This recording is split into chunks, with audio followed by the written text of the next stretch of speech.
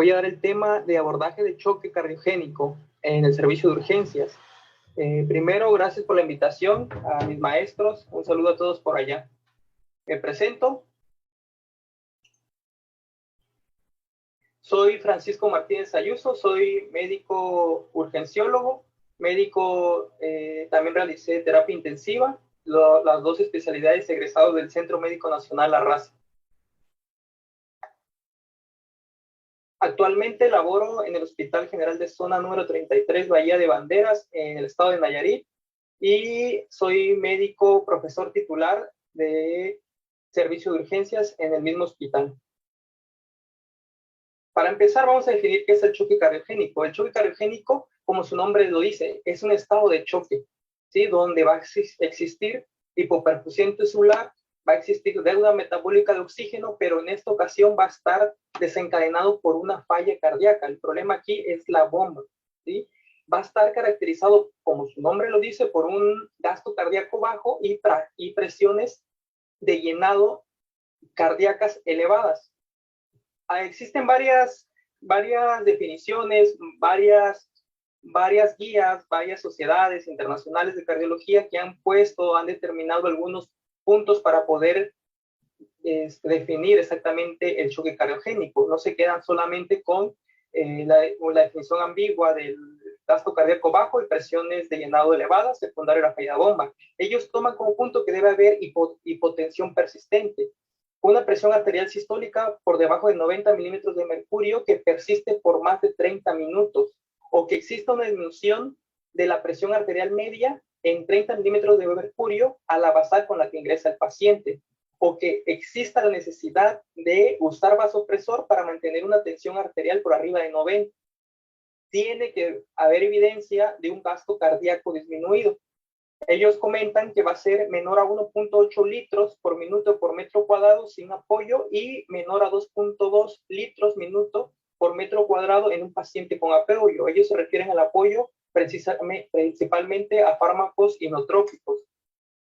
Tiene que existir presiones ventriculares elevadas, principalmente la presión telediastólica final del ventrículo derecho tiene que ser mayor a 18, que eso lo vamos a poder medir estrictamente por un catéter de la arteria pulmonar y una presión de oclusión de la arteria pulmonar aumentada por arriba de 15 milímetros de mercurio. Entonces falla la bomba, existen gasto cardíaco bajo, va a existir hipotensión y presiones de llenado aumentadas. Dentro de la etiología del choque cardiogénico, pues van a ser múltiples, principalmente va a haber falla ventricular izquierda, puede existir falla ventricular derecha o una combinación de las dos, puede haber arritmias que nos lleven a un choque cardiogénico, enfermedades del pericardio, acuérdense la interacción, la interdependencia ventricular, también la interacción del pericardio que comparten las dos cámaras cardíacas, bueno, las cuatro, pero principalmente los ventrículos, algunos fármacos, toxinas o unos metabolitos que son depresores del miocardio y disfunciones valvulares agudas o crónicas agudizadas. Si ustedes ven la tabla está muy llena, pero son la gran mayoría de las etiologías que nos pueden llevar a un choque cardiogénico. Pero arriba del 80% del choque cardiogénico va a estar desencadenado por un infarto agudo del miocardio. El infarto agudo del miocardio con elevación del XT es la principal causa de choque cardiogénico. Arriba del 80% va a estar desencadenado por esta patología. De los infartos agudos al miocardio, del 5 a 10% van a desarrollar o se van a complicar con un choque cardiogénico. Es 2 veces más la prevalencia del choque cardiogénico en el infarto agudo del miocardio con desnivel positivo del segmento ST que en los que no presentan el desnivel del ST, pero que también se puede presentar. Es la principal causa de muerte de esta patología. Los pacientes con infarto agudo al miocardio complicado, la principal causa de muerte va a ser desencadenado por el choque cardiogénico. Dentro de la epidemiología está descrito que en mujeres asiáticas es más común, en habitantes de las islas del Pacífico es más común, en personas mayores de 75 años también va a ser común. La incidencia de esta enfermedad se ha incrementado principalmente por la oportunidad que se tiene en el diagnóstico, se ha incrementado el número de servicios de salud, la posibilidad de hacer este tipo de diagnósticos y la incidencia se ha aumentado. A pesar de que es una patología muy frecuente, en los servicios de urgencias, en unidades de cuidados intensivos, la mortalidad sigue siendo tan elevada. Existen series donde describen que la mortalidad llega a ser hasta aproximadamente el 51%, arriba del 50% de mortalidad a nivel intrahospitalario. De estos pacientes que sobreviven, que son egresados fuera del hospital, el 50% de estos pacientes, de los sobrevivientes, fallece dentro de un transcurso de 6 a 12 meses. Entonces, es una patología muy común, con una mortalidad muy alta, donde la causa principal en la gran mayoría va a ser el infarto agudo del miocardio con el nivel de segmento ST.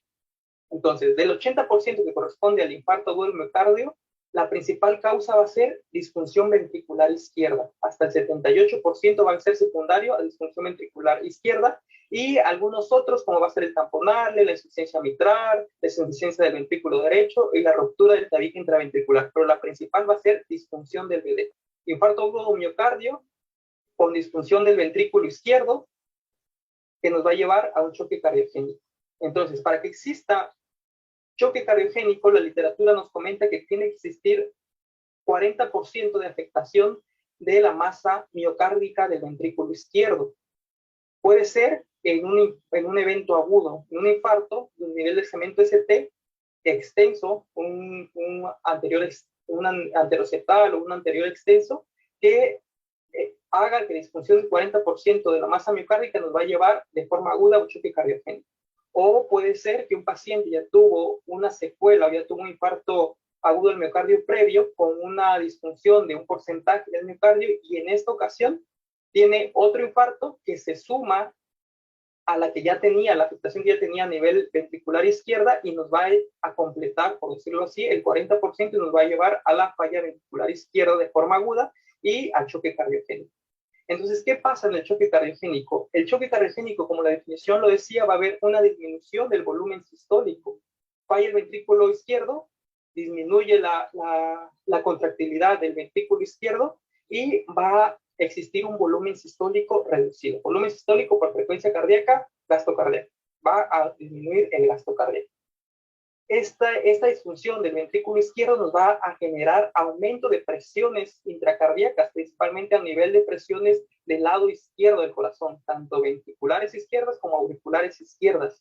Este aumento de presión va a generar aumento del estrés parietal, y acuérdense, el estrés parietal es un determinante del consumo de oxígeno miocárdico. Se elevan las presiones de forma aguda, aumenta el estrés parietal y mayor daño miocárdico. Si se perpetúa, lo que va a existir va a ser disminución de la perfusión coronaria. Acuérdense, la presión de perfusión coronaria va a ser a nivel principalmente de la diástole del ventrículo izquierdo. El ventrículo derecho se perfunde tanto en sístole como en diástole, pero el ventrículo izquierdo va a ser a nivel diastólico. Entonces, si aumenta la presión, a nivel diastólico, si aumenta la presión de forma aguda y aumenta las estrés parietal, va a disminuir la presión de perfusión coronaria por aumento del estrés parietal, y va a aumentar la isquemia que ya tiene ese miocardio. Y eso va a ser un círculo vicioso. Disminuye el gasto cardíaco, aumenta las presiones de llenado, aumenta el estrés, mayor consumo de oxígeno, disminución de la perfusión coronaria, y otra vez, ¿sí? Es un paciente que, si nosotros lo dejamos evolucionar, lo más seguro es de que se complique e incluso llegue a fallecer. Aumenta las presiones del ventrículo izquierdo de forma aguda, ¿sí? Va a ser retrógrado. Va a aumentar las presiones de llenado a nivel de aurícula izquierda. A nivel de aurícula izquierda se va a transmitir esas presiones hacia atrás, y va a generar aumento de las presiones a nivel de capilares pulmonares. El territorio capilar pulmonar va a aumentar su presión de forma aguda. En este caso, el incremento de las presiones capilares de forma aguda lo que va a generar va a ser aumento de la presión hidrostática a nivel del territorio capilar pulmonar. La presión hidrostática, acuérdense, es unas fuerzas de Frank Starling que ayuda al equilibrio del líquido intra y extravascular. Si aumenta la presión hidrostática, que es la presión que tiende a sacar el líquido a nivel intravascular, el líquido, en este caso el plasma, pues va a empezar a fugar del capilar pulmonar al intersticio pulmonar. Si esto se incrementa supera los mecanismos protectores que tiene el pulmón para evitar el edema agudo pulmonar, que prácticamente va a ser el sistema linfático y las bombas, la bomba de intercambio iónico cloro-potasio para disminuir, a tratar de eliminar el agua a nivel intraalveolar, se ve superado por las presiones que se incrementan de forma aguda en esta patología, y va a existir un edema agudo pulmonar de origen cardiogénico, un edema pulmonar que le podemos llamar hemodinámico. Entonces existe la falla ventricular, la hipoperfusión de las coronarias, más falla a nivel ventricular, y aparte le agregamos de hipoxemia secundaria al desarrollo principalmente de cortocircuitos y alteraciones de la ventilación perfusión desencadenadas por el edema agudo pulmonar. Es un paciente que ya tiene hipoperfusión por el estado de choque y ahora hipoperfusión porque la capacidad de ingreso del oxígeno al sistema también va a estar deteriorado. Entonces, ¿qué pasa? Se infarta el ventrículo izquierdo. Hay una disfunción a nivel miocárdico, tanto alteraciones sistólicas como alteraciones diastólicas. A nivel sistólico disminuye el gasto cardíaco, disminuye el volumen sistólico, existe hipotensión, esta hipotensión va a generar hipoperfusión tisular y nos va a llevar a mayor isquemia. Esa misma caída del gasto cardíaco nos va a llevar a la hipoperfusión sistémica y va a haber activación del sistema nervioso simpático, que se va a detectar secundario a la hipotensión, disminución del volumen, y nos va a llevar a la liberación de catecolaminas que van a generar vasoconstricción a nivel del territorio, principalmente territorio tisular. Va a existir mayor dificultad para el aporte de oxígeno de la microcirculación a nivel celular, y aparte va a aumentar de forma aguda la poscarga del ventrículo, la poscarga a nivel aorta, me refiero. Es un ventrículo que está disfuncional, y aparte la misma aumento de las resistencias vasculares sistémicas va a someter a mayor trabajo al ventrículo izquierdo y por lo regular va a generar más falla. A nivel diastólico, lo que comentábamos, aumenta las presiones del lado derecho, la presión telediastólica del ventrículo izquierdo, congestión pulmonar, hipoxia, mayor progresión del daño, mayor disfunción orgánica, y si no paramos esto nos va a llevar a la muerte. Eso se creía de una forma clásica. En las últimas revisiones, las últimas sociedades han documentado que el choque cardiogénico también tiene un componente bioquímico. El estado de choque secundario al choque cardiogénico se va a comportar en aproximadamente el 50% de los pacientes con una respuesta inflamatoria sistémica severa. Que esta misma respuesta inflamatoria sistémica severa nos va a generar a producir generación de interleucinas, principalmente interleucinas proinflamatorias como interleucina 6, interleucina 10, nos va a generar procesos vasodilatadores. Por una vez se liberaron las catecolaminas, pero en esta ocasión también se liberan sustancias vasodilatadoras como sustancias derivadas del óxido nítrico, óxido nítrico inducible, los peroxidinitritos, radicales libres de oxígeno, pues, que nos van a generar lesión endotelial y nos van a llevar a vasodilatación. Esa vasodilatación nos puede llevar a disminución de las resistencias vasculares sistémicas. También existen sustancias quimiotácticas para la quimiotaxis de macrófagos, de granulocitos, que en el territorio ventricular van a generar mayor proceso inflamatorio y mayor daño inflamatorio. Entonces, el choque cardiogénico deja de ser ya una patología que era puramente mecánica y se convierte en una patología que también puede estar desencadenada, que desencadena un proceso inflamatorio, y la disfunción circulatoria va a ser tanto mecánica como bioquímica por un proceso inflamatorio sistémico. Por eso las nuevas guías de cardiología han reclasificado el choque cardiogénico. Anteriormente se decía, el choque cardiogénico, como la definición que di, va a ser característico de un paciente seco y frío, ¿sí? Es un paciente que tiene gasto cardíaco bajo, las índices de resistencias vasculares sistémicas elevadas, principalmente por la liberación de las catecolaminas, y las presiones de llenado aumentadas. La presión de oclusión de la arteria pulmonar está aumentada porque pues, existe presión, disminución de la distensibilidad del ventrículo izquierdo secundario a la afectación aguda. Pero se dieron cuenta que también puede ser un paciente que se comporte con presiones de llenado posiblemente elevadas, pero con resistencias vasculares bajas, ¿sí? Este es un nuevo tipo de clasificación que puede presentar un paciente con choque cardiogénico, y es importante porque no todos los pacientes con choque cardiogénico los vamos a llevar a la misma intervención terapéutica. El gasto cardíaco, la característica principal sí es eso, el gasto cardíaco va a ser bajo, pero el índice de resistencias vasculares sistémicas, que lo clásico que estuvieran elevados, pueden estar normal o pueden estar disminuidas, con una presión de oclusión que pueden estar aumentadas, pero también pueden estar normales.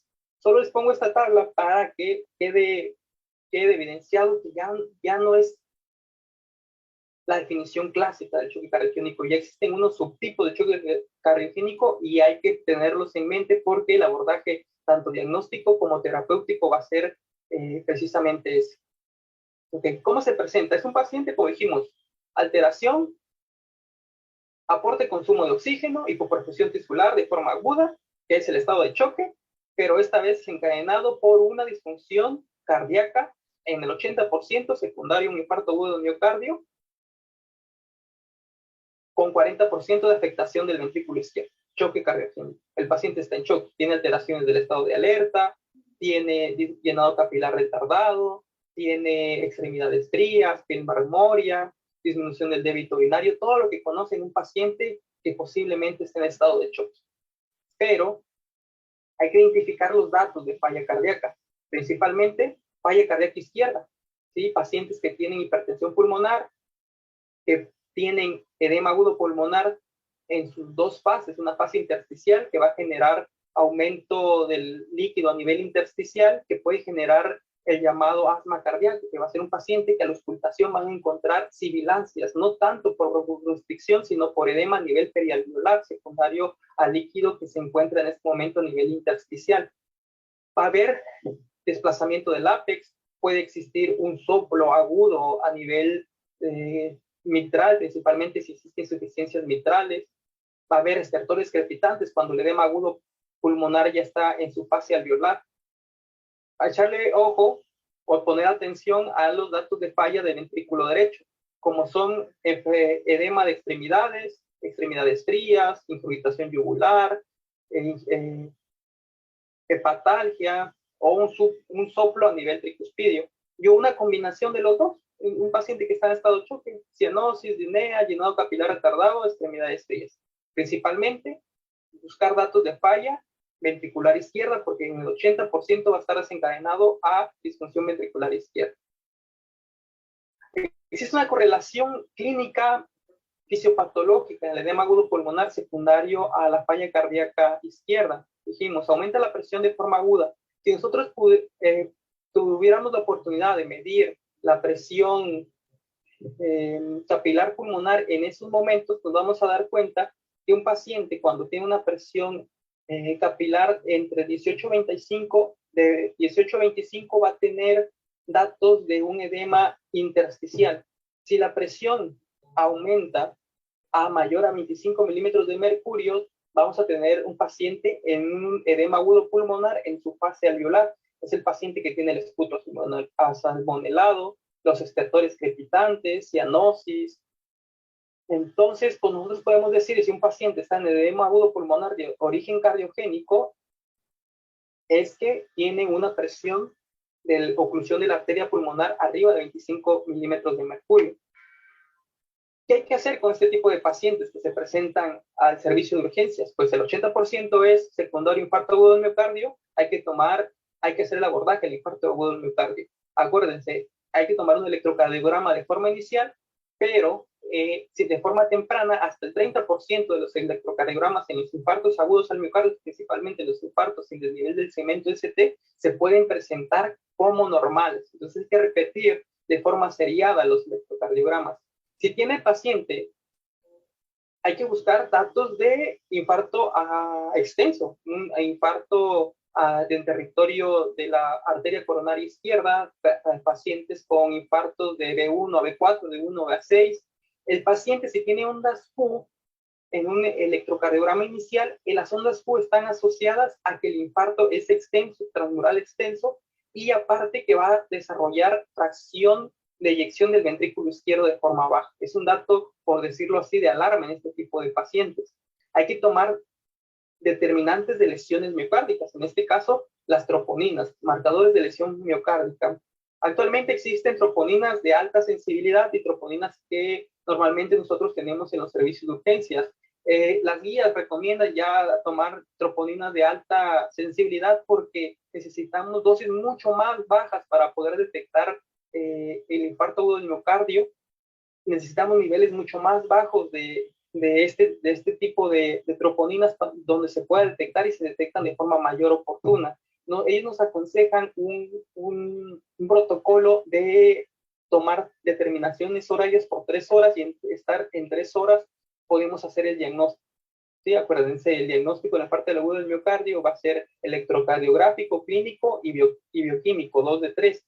En ocasiones el marcador de lesión miocárdicos, pues tanto electrocardiograma pueden ser normales, pero las troponinas de alta sensibilidad, el objetivo es disminuir el retardo en el diagnóstico. Si no se tiene troponinas de alta sensibilidad, pues tomar las troponinas estándar, y si su servicio de urgencias no tiene cómo determinar las troponinas, pues guiarnos a las que siempre nos hemos guiado, marcadores de lesión miocárdica no específicos, como va a ser la mioglobina, la CPK, la DHL y algunos otros tipos de marcadores, y recordar su tiempo de elevación, sus picos máximos y hasta cuánto se normalizan para poder hacer el diagnóstico de infarto agudo del miocardio en su fase aguda.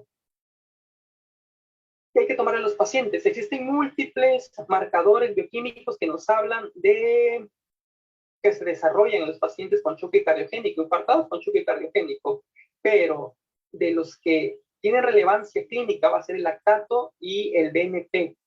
El lactato y el BNP son los marcadores que se han identificado como marcadores pronósticos. Quiere decir que a mayor elevación sérica, mayor cantidad sérica de estos marcadores, va a existir mayor mortalidad. Existe una relación directa entre niveles séricos y mortalidad de los pacientes. Existen demás marcadores a nivel del choque cardiogénico que los muestro acá, que son proteínas solubles FAS, proteínas solubles de factor de necrosis tumoral, endotelinas, etcétera. Pero las que posiblemente se tengan en todos los servicios de urgencias va a ser el lactato, y en la gran mayoría también se puede tener el BNP. Los dos son marcadores pronósticos. Entonces, ondas Q, lactato, BNP elevado, más un territorio anterocetal o anterior extenso, son marcadores de entrada de mal pronóstico en este tipo de pacientes. Lo más seguro es que van a generar un choque cardiogénico. Ok. ¿Cómo vamos a dividir el tratamiento del choque cardiogénico? El choque cardiogénico lo podemos dividir en 3 fases. Una fase inicial, que va a ser una fase de salvamento. Hablando de choque cardiogénico secundario a IAM-ST, acuérdense, lo importante va a ser la terapia de reperfusión, ¿sí? Es indicación 1C por la Sociedad Española de Cardiología. La AJA también marca que es un paciente que si tiene riesgo alto se tiene que dar terapia de reperfusión dentro de las 2 horas. Si no se tiene la capacidad para dar terapia de reperfusión dentro de las primeras 2 horas en su servicio, en su hospital, hay que trasladar a ese tipo de pacientes a un hospital donde se pueda solucionar el problema. No retardar el diagnóstico, que es importante, no retardar el abordaje, pero lo más importante, no retardar la revascularización. Salvamento. ¿Qué vamos a hacer en el salvamento? Objetivos. O el objetivo de presión arterial. Se decía que de 60 a 65, presión arterial media podía ser suficiente en este tipo de pacientes, pero el 60 se ha estudiado que queda como una cifra subóptima. La gran mayoría de los pacientes en las guías internacionales han comentado que a estos pacientes hay que llevarlos a 65 milímetros de mercurio, y lo ideal sería con una colocación de una línea arterial.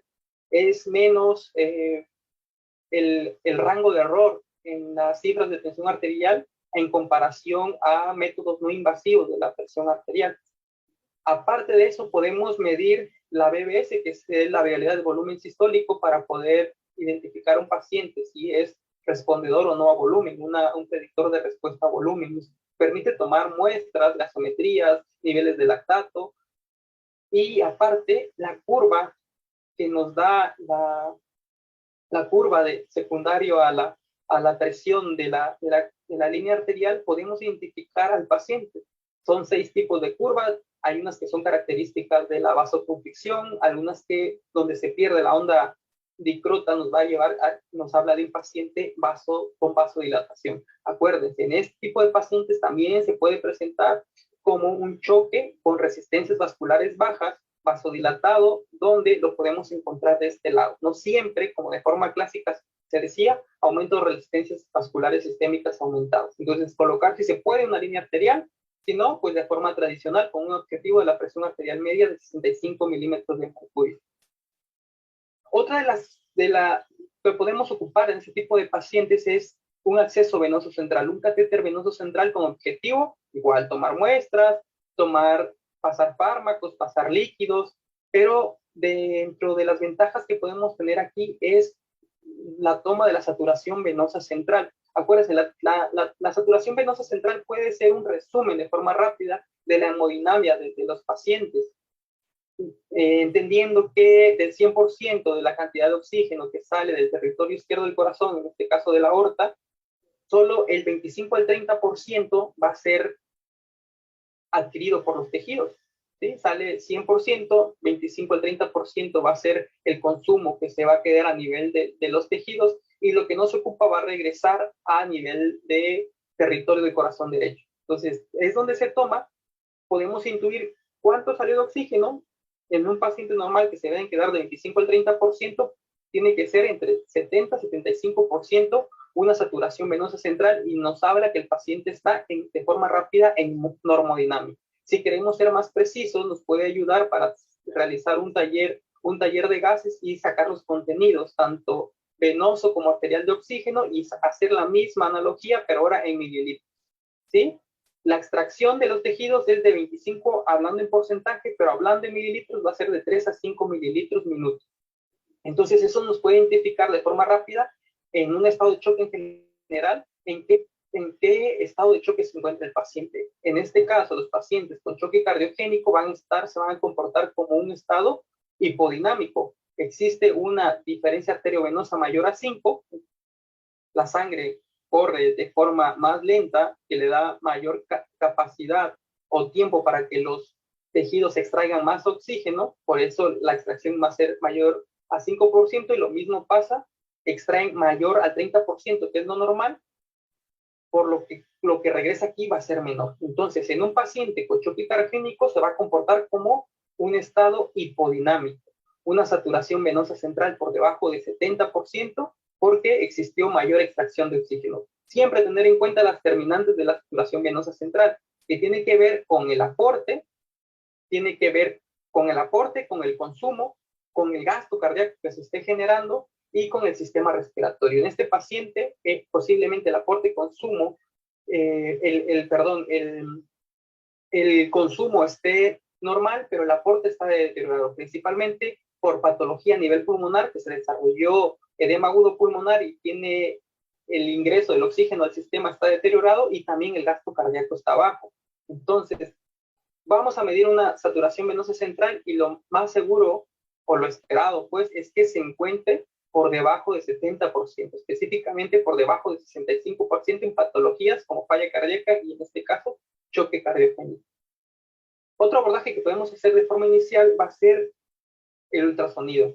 El ultrasonido nos identifica varios tipos de choque, pero en este contexto de falla ventricular izquierda, pues va a ser eso, ¿no? Un paciente, si tiene infarto, vamos a ver hipocinesias de las paredes libres, apical, o el territorio coronario que esté afectado. Podemos observar insuficiencias valvulares, podemos medir la fracción de eyección, podemos medir la expulsión del plano tricuspidio o mitral en este caso, o algún otro tipo de patología que nos esté llevando al paciente en estado de choque. Puede ser un paciente con clínica de infarto, electrocardiográficamente aún no está dentro de los 30, que está normal, las troponinas todavía no se han elevado porque no tenemos troponinas de alta sensibilidad en nuestro servicio, y los marcadores del daño miocárdico que no son específicos posiblemente no nos hablan nada. Tenemos duda, un ecocardiograma nos puede ayudar a ser objetivos e identificar datos agudos. ¿sí? Principalmente hipocinesias en un paciente que previamente era sano.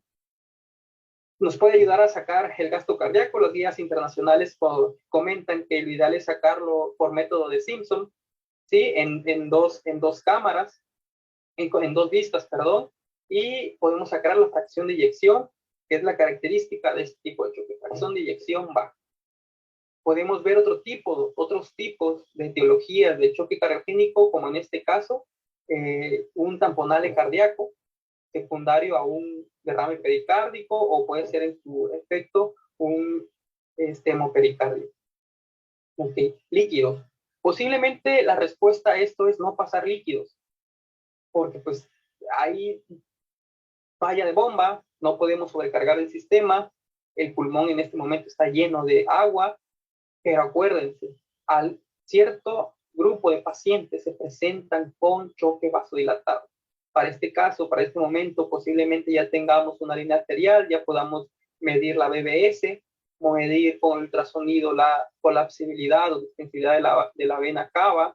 Podemos hacer algunos otros predictores de respuesta a volumen para poder identificar pacientes que aún se encuentren en la pendiente de precarga dependiente para aumentar el volumen sistólico. Quiere decir pacientes que posiblemente sean respondedores a volumen. Quiere decir que en el choque cardiogénico puede existir que el paciente también tenga déficit de volumen. Tiene falla cardíaca, pero algunos pacientes pueden tener déficit de volumen, por lo que ya habíamos hablado. Y en este caso, si se decide pasar líquido, se recomienda que la administración de líquido sea muy cautelosa, entre 200 a 300 mililitros, una vez que tú hayas valorado que ese paciente posiblemente responda a volumen, que tenga predictores positivos y tu juicio clínico sea pasarle volumen. Si posiblemente no tienes la capacidad de poder determinar esto, lo ideal sería ser muy cauteloso y ser muy puntual con la administración de líquidos. Pero algunos pacientes puede que necesiten líquidos en contexto de choque cardiogénico. Tratamiento pilar.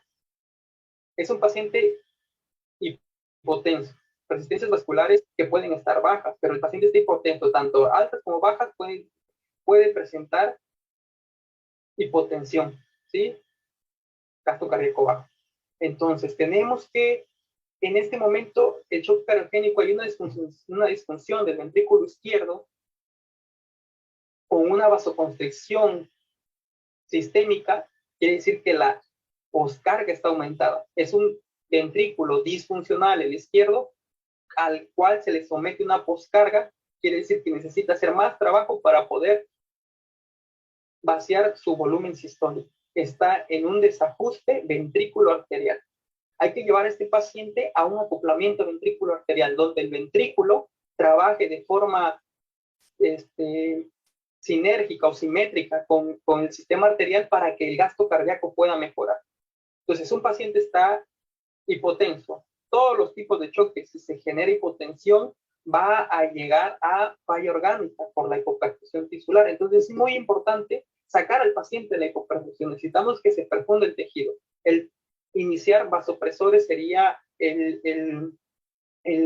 la opción terapéutica inicial. ¿Qué vasopresor? Norepinefrina. ¿Sí? Es el tratamiento de elección en todos los tipos de choque, y en el choque cardiogénico no es la excepción, sigue siendo la norepinefrina. Ok, ¿cómo consigo el acoplamiento ventrículo arterial? Tengo que hacer que las distensibilidades arteriales como las distensibilidades ventriculares estén acopladas en una relación de 1. Entonces, ya aumenté la poscarga a nivel de territorio arterial, necesito darle fuerza, ayudar a ese ventrículo para que mejore. Entonces, necesito un inotrópico, alguien que pueda hacer que el ventrículo se contraiga con más fuerza. El inotrópico de elección en este tipo de patologías va a ser la dobutamina. Un error aquí, puse dopamina, pero es la dobutamina. ¿Qué pasa con la norepinefrina? La norepinefrina como vasopresor, que les comento que es el de elección en el choque cardiogénico, es de elección en la gran mayoría de los choques porque es menos proarrítmico, produce menos taquicardia y menor consumo miocárdico de oxígeno, si uno lo compara con la dopamina en este caso, Y si se dan cuenta, tanto en el choque hipovolémico como en el choque séptico no hubo diferencia estadísticamente significativa de mortalidad, pero en el choque cardiogénico, específicamente en este subgrupo de choque cardiogénico, la norepinefrina se observa una disminución significativa de la mortalidad. Por eso les comento que el choque cardiogénico, el vasopresor de elección, sigue siendo la norepinefrina. Si existe necesidad,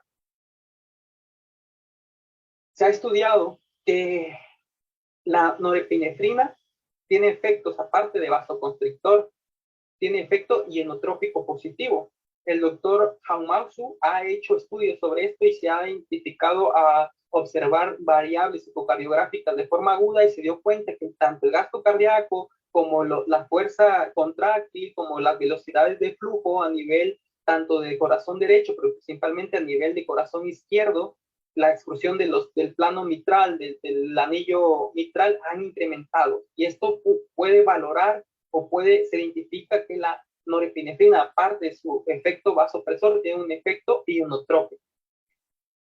Si hay necesidad de usar un vasopresor, un segundo vasopresor aunado a la norepinefrina, va a ser la vasopresina. Igual que en el choque séptico, aquí la vasopresina está indicado principalmente porque disminuye, es menos proarrítmico en comparación al resto de los vasopresores que se pueden combinar con la norepinefrina, y disminuye la cantidad, el balance hídrico fue menor usando norepinefrina con vasopresina que norepinefrina con algún otro vasopresor. El balance hídrico global en estos pacientes fue menos, de acuerdo, en que balance hídrico global positivo es causa independiente, factor de riesgo independiente de mortalidad en un paciente hospitalizado.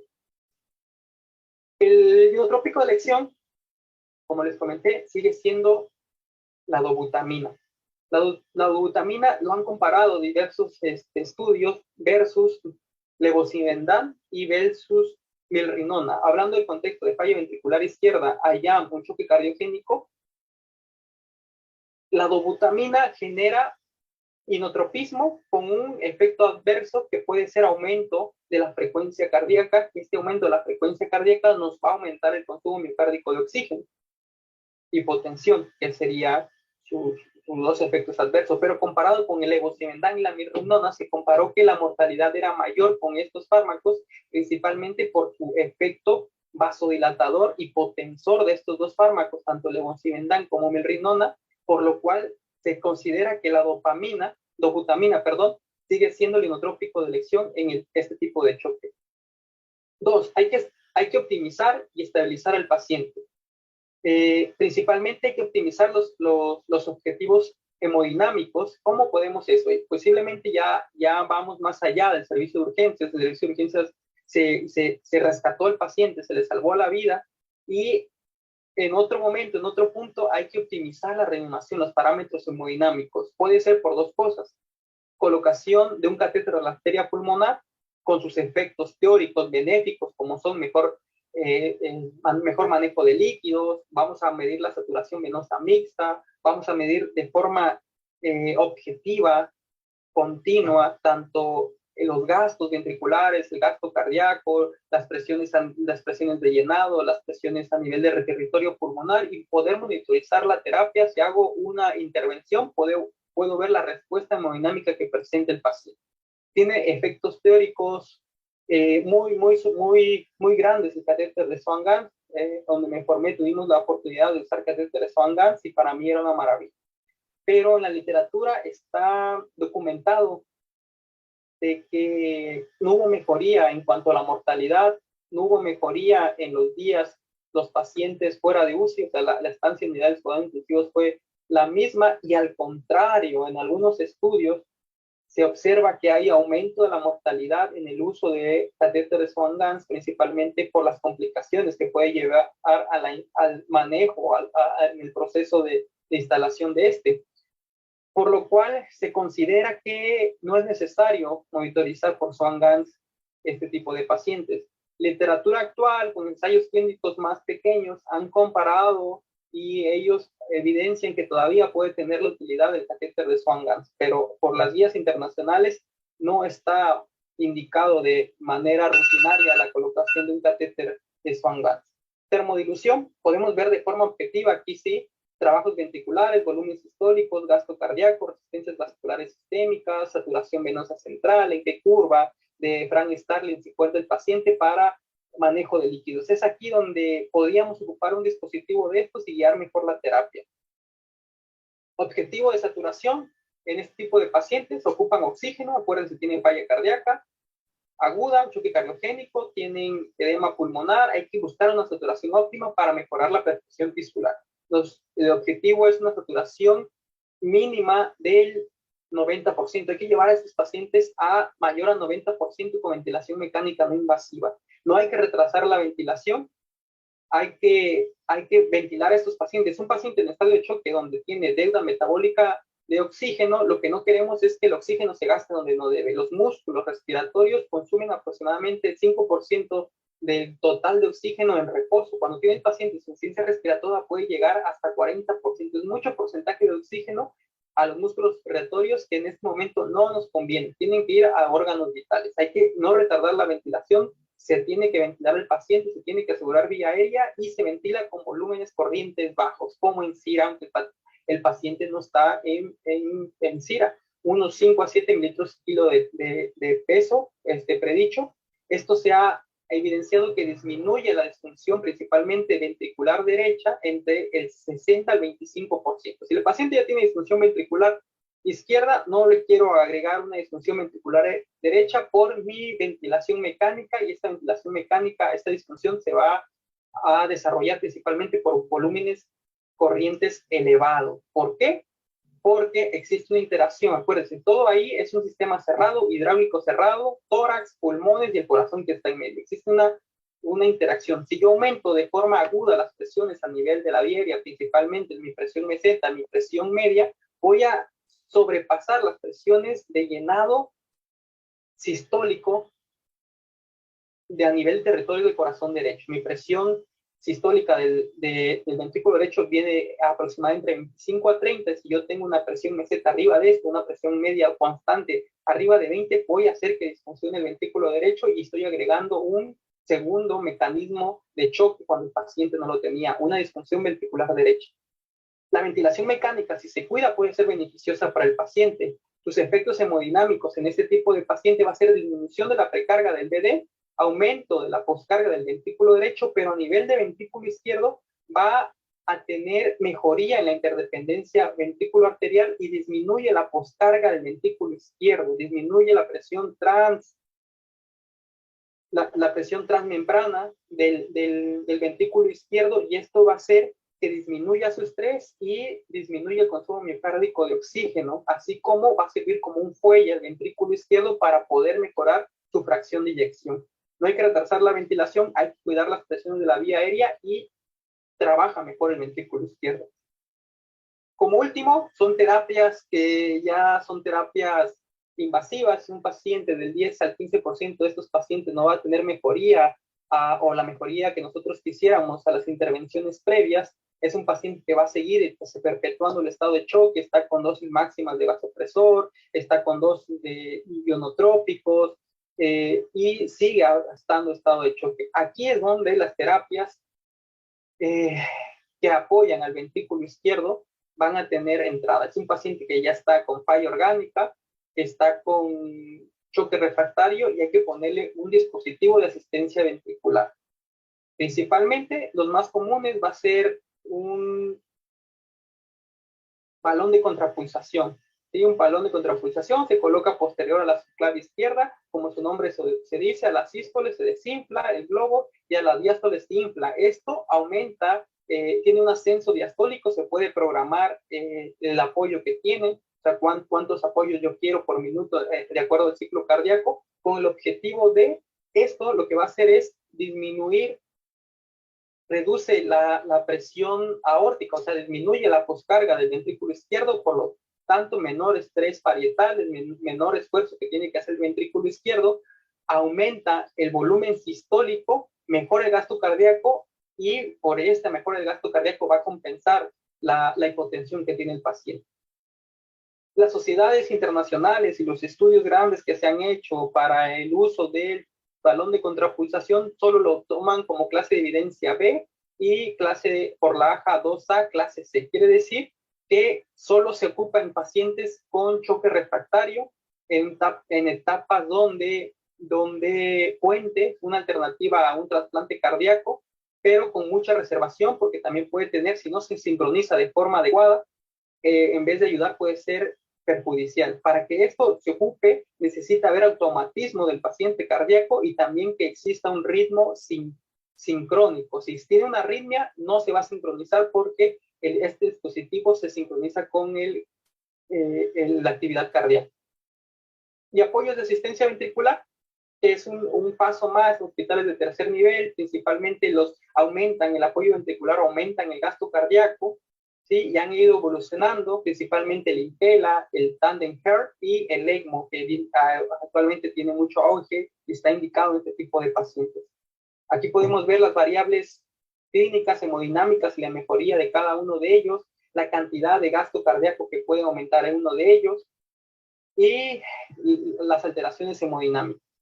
Bueno, un abordaje completo, quise poner todo completo, pero el abordaje de rescate es lo que se quedaría en los servicios de urgencias y es lo que se tiene que poner el objetivo. A pesar de todos los avances que han habido con el ECMO, los INPE, la asistencia ventricular, la mortalidad de esta patología es muy elevada. Como les comenté, el 50% se muere, el 50% que se va a su casa fallece a los 6 a 12 meses, por lo cual el retardo en el diagnóstico, donde el servicio de urgencias es el que tiene que hacer el diagnóstico oportuno y la decisión oportuna, si se puede resolver ahí la revascularización dentro de las primeras 2 horas o enviarlo a un tercer nivel, es lo que va a tener impacto en el pronóstico y las funciones orgánicas de este paciente, por lo cual se debe tener mucho perspicacia en el abordaje de este tipo de pacientes y tener algunos predictores que nos hablan de progresión a falla ventricular izquierda. Bueno, muchas gracias. Gracias por la invitación. Y nos vemos después.